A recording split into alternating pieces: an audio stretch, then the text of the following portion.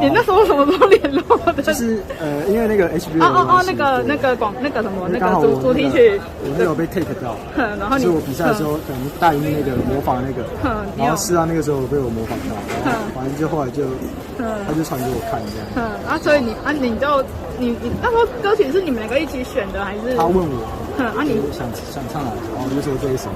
你为什么觉得这首歌？因为这首刚好是两个人一起唱。那你觉得这首？然后这首我也是以前就蛮爱听的。蛮爱听，有自己会哼哼唱唱这样子。就是那听说你昨天彩排了15分钟，是不是？应该不止啊。对啊。是因为我看你的和声，因为你刚刚可能有辣到，反正你跟他的和声还有一些高音，而且你高音的部分有唱上去，你有特别跟他请教吗？或者是？也是没有，他就跟我讲说哪一部分我可以用这个方式唱，然后不一定要照着原本的这首歌去。他说我有自己的风格，对，然后就说他说到时候可能会有观众什么，然后就叫我就是放开，就做自己的。你私底下可是你们可以去唱歌吗？可以啊，可以。我放假的话，我都喜欢去唱歌。去 KTV， 老师没有，你们家放假的话不会管的。徐老大没有放假不会管。你都会就是约同学约朋友去唱歌，像跟哥哥跟朋友。都是大概点什么歌来唱啊？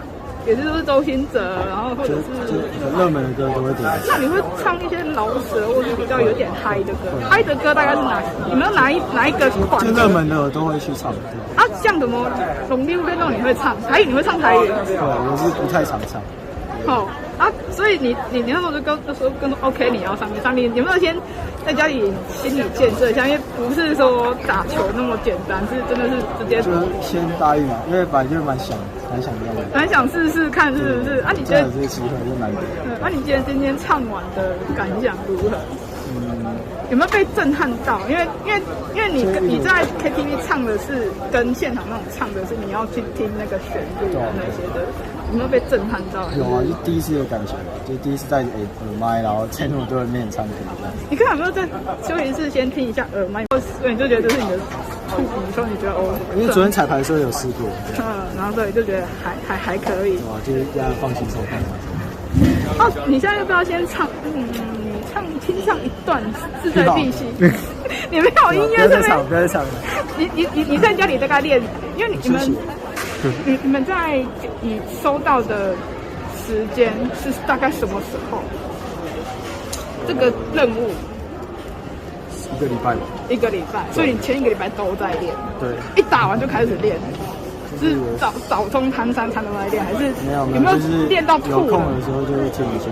就听一下。你觉得这首歌的难度大概在哪？就是假音转真音的。你有问世安怎么稍微转？他是说我就照自己的方式唱。